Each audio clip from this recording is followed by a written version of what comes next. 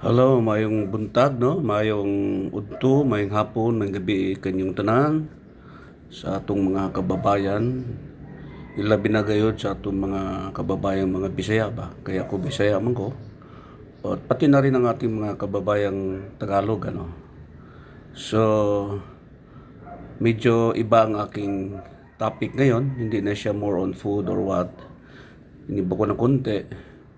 Ang topic natin ngayon o sa mga Bisaya nga topic nato karon kanang nakakatawa ba nga mga words, ah, Tagalog versus Bisayan words, no?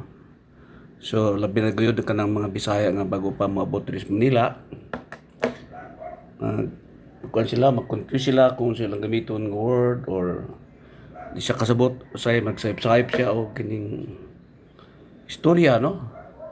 So unahon nato ang topic kay daghan ni siya kon kining makatawa ba. Kagaya ng word, no, yung this is a comparison between Tagalog words and Bisaya words. Actually, ang pag-pronounce niyan sa Bisaya is not Bisaya, is Bisaya. Yun talaga ang tamang pronunciation na kakamali ang mga Tagalog sa pag-pronounce na Bisaya. Actually, it's Bisaya. Okay? So, unahon na to ang word nga lagay. Okay? Sa lagay kasi sa Tagalog, ang lagay, ibig sabihin, yung sitwasyon, kung katayuan, halimbawa, sabihin, ano nang lagay ng panahon, o kaya, kumusta na ang lagay mo? Sa mga Bisaya, natatawa sila kasi pa sinasabi, kumusta nang lagay mo? It has something to do with, alam mo na, yung organ ng lalaki. So, lagay. Kaya natatawa ang ano, kumusta ng kalagayan mo? Natatawa ang mga Bisaya dahil iba nga yung lagay sa meaning ng Bisaya. So isa yan sa mga words, no, nga nakakatawa. Tapos yung langgam. Ang langgam sa Tagalog ay yung ants, no, yung gumagapang na maliliit na insekto.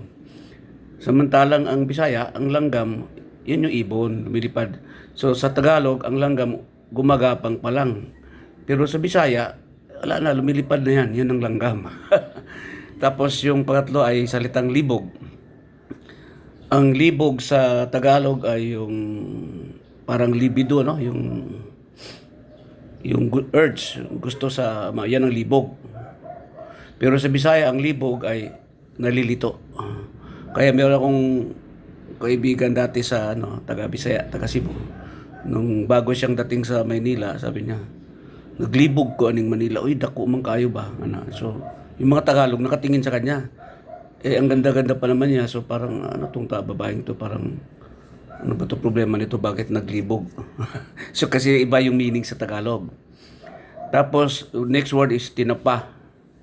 So, yung mga bata o mga taong mga Bisaya na nagpunta rito sa Manila, pag pupunta sa tindahan, yung bibili sila ng sardinas.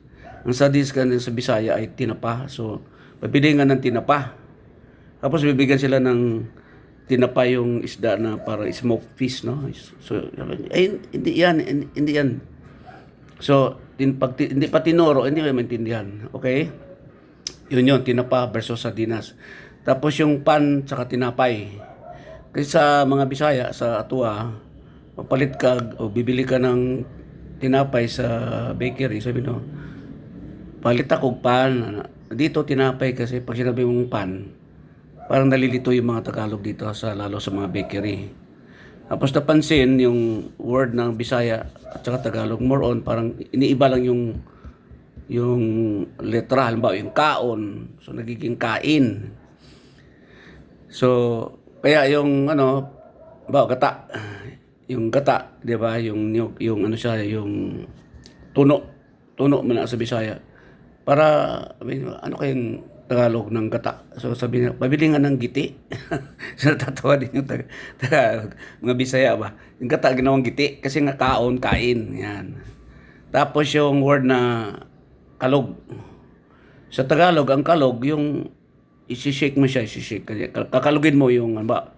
Kalugin mo yung fruit shake para mag-mix ng gusto. Sa Bisaya naman yung kalog ay yung parang joker ba or yun yung kalog mga tawa na uy ka ng buwangon ba ka ng joker, okay? Tistisan ug sa taga Bohol pa. Okay. So yan naman kanin, kanon. Kaya talagang minsan yung gata naging giti. Okay? So yung anim naging anom.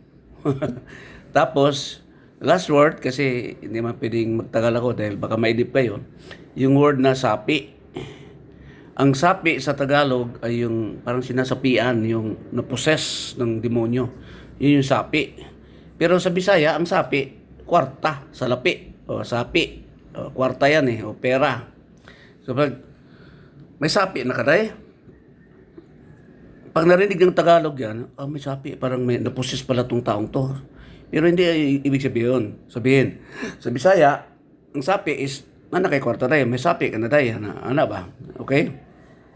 So yun yung sa mga some of the words na kinukumpara ko lang ng Tagalog versus Visayan words na minsan nakakatawa, nakakalito. Okay, hanggang dito lang muna siguro, no? So, nagtopic-topic na rin ako mga talks. Expect some future talks ang aking content sa aking YouTube channel para may iba naman na konti, okay? So, ang atong mga kababayan ng Tagalog ug Bisaya, pakinggan nyo itong aking content ngayon para medyo maintindihan nyo rin kung bakit minsan nalilito at natatawa ang either yung Tagalog o yung Bisaya. Okay? So, daghang salamat, no? Si King Prince ni, no? God bless us all. To God be the glory. God is good.